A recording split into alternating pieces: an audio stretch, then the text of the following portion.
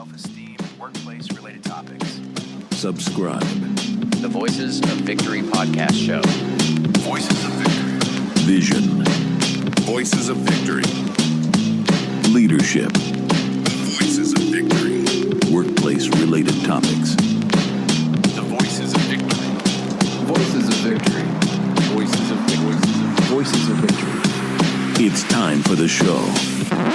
You are now listening to the Voices of Victory podcast show. Ladies and gentlemen, Mario Di Leone. Hello and welcome to the Voices of Victory podcast show. I am your host, Mario Di Leone, and today's topic is a special one aimed at men. This is the episode of The Boy Who Worked Hard to Grow Up Becomes the Man Who Can Finally Lead. There's a silent ache that many men actually carry in this modern day and age. It's the distance between who they are now, or trying to be, and who they know they could be. Not because they're broken, not because they're weak, but because no one ever showed them how to grow into their strength. For many, emotional immaturity isn't defiance. It's protection. It's wound covering. It's a way to shield themselves from pain, pressure, or the fear of not being enough. But protection can't become a prison. And fantasy, even the well-meaning kind, eventually breaks under the weight of real life stress. And real leadership in life, in love, in purpose, it begins when we stop hiding from ourselves. To be authentic is to no longer hide parts of who we are. It's not to become perfect, but to become whole. And it begins by developing 4 essential traits: strength, love, boundaries, discipline. And let's not forget about assertiveness tossed in there. Emotional immaturity is not a flaw. It is a signal. It is a sign. It's understanding the Peter Pan pattern for many men. The child within never had a chance to fully grow up, not because he refused to, but because no one guided him through it. We praise independence, but rarely teach emotional intelligence. We celebrate bravado, but rarely model any self-awareness or understand what self-awareness actually is. So the boy learns to cope with charm, with fun, with distraction, with humor, with intellect, or with withdrawal. He learns to seek validation from externals instead of grounding from within, to perform strength instead of living it. But this isn't condemnation. It's a chance to pause and reflect and actually understand. There are common signs of emotional avoidance. That would be choosing ease over purpose, struggling with criticism or accountability, craving constant reassurance and avoiding silence or solitude, equating boundaries with rejection, confusing freedom with the absence of responsibility. These aren't signs of failure. They're signs of a nervous system doing its best to cope. And the good news is they can change, not with shame, but with actual guidance. Strength is more about reclaiming your inner stability and identity, redefining what it means to be strong. The deep strength isn't about being impenetrable or lacking vulnerability. It's about being anchored and grounded. It's about knowing who you are even when life shakes you. A strong man doesn't dominate and feel the need to dominate everybody. The alpha myth is in. You could check out my podcast on that. There is no need to win every argument or prove every single point. Your presence speaks louder than your actual posture. Strength is more like holding steady during uncertainty, responding instead of reacting, being honest even when it's hard, staying grounded when emotions run high, and facing discomfort instead of fleeing from it. You don't have to be perfect to be strong, because you're growing, shaping, and changing. You're developing. You just have to stay connected to yourself. Learn to understand who you are, especially when it's inconvenient. The next part is love. Love is the courage to stay open, becoming safe without losing yourself. And many men have learned to guard their hearts out of necessity, to disconnect from love or to fear it, or to use control in place of it. They will control or expose parts of themselves and fear. But the love we're talking about isn't about romantic gestures or soft words. It's the kind that's deeper, being loving through the grounded nature of who you are. The willingness to stay open with your heart, to care without control, to give without losing who you are. And that loving maturity is accepting your imperfections and growing from from them, offering compassion instead of defensiveness,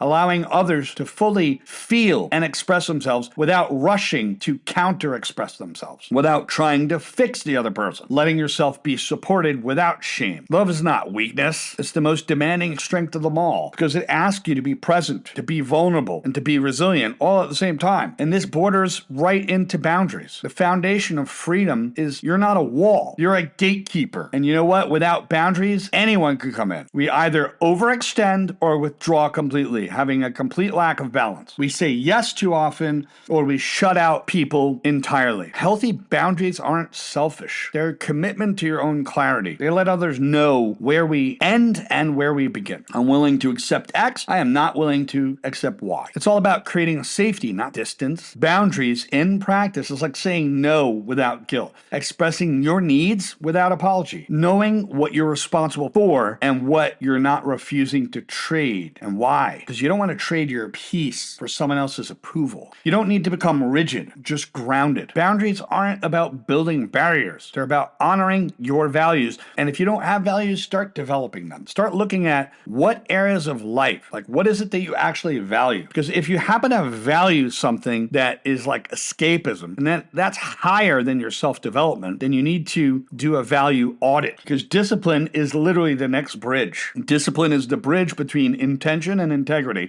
Doing the work, even when it's quiet. Discipline isn't about punishment, even though a lot of people take it like that. It's about devotion and dedication. It's what carries you from who you say you want to be to who you actually are becoming. Discipline is the promise you make to yourself and the one that you should always keep, even when no one's watching. It shows up as daily self-reflection, growth, delayed gratification with a sense of purpose and ideas of where you want to go, saying no to what numbs you, making aligned decisions, not reactive ones. Discipline doesn't silence your emotions. It helps you steward them. It gives you the structure to feel deeply without getting lost. And it turns ambition into something entirely sustainable. The man you're meant to be isn't far away. And growing up isn't about losing the boy inside you. It's about understanding those wounds and giving him what he's always needed. The strong protector, a guide, a man who chooses strength over avoidance, love over control, boundaries over burnout, and discipline over distraction. In this version of you, he doesn't seek control. He creates alignment. He doesn't chase applause. He chooses purpose. He doesn't perform. He leads. He moves forward. And he doesn't do it perfectly. He does it honestly. You're not behind. You're not broken. You're now ready to move and lead the parts of your life forward. Being a leader is not always about leading other people. It's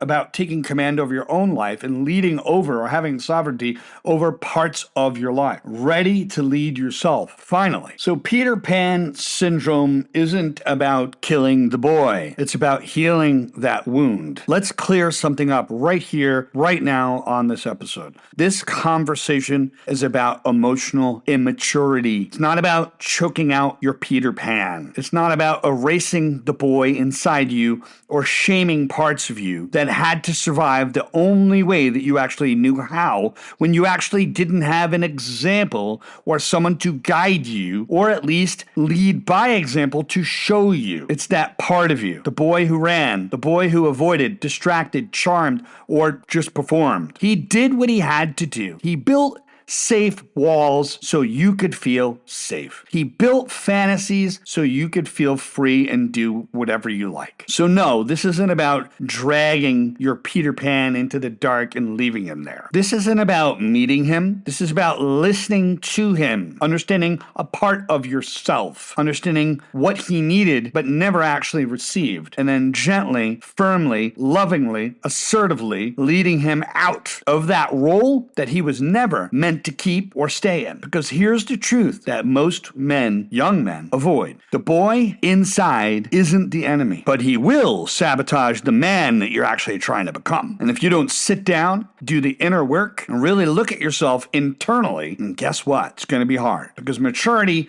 isn't the absence of youth, it's the presence of clarity. It's how we handle things now. Growing up doesn't mean abandoning the parts of you that once needed protection. It means revisiting those parts with a new lens and different ideas and taking full ownership, full accountability for where you're going next and where you want to go. And it all starts with this, your values. It starts with your values, not your goals, your values, not your vision board, your values, not the version of yourself that you post online, your values, but your actual values, the non-negotiables that you live by, the ones you protect, the ones you prioritize and pour your energy into, whether you're consciously aware of them or not, whether you have self-awareness or you don't. And journaling is a great place to start because make no mistake, every man has values. And the only question is, are they values that free you and move you forward or values that keep you stuck and keep you in unhealthy patterns of escapism? That's what this is all about.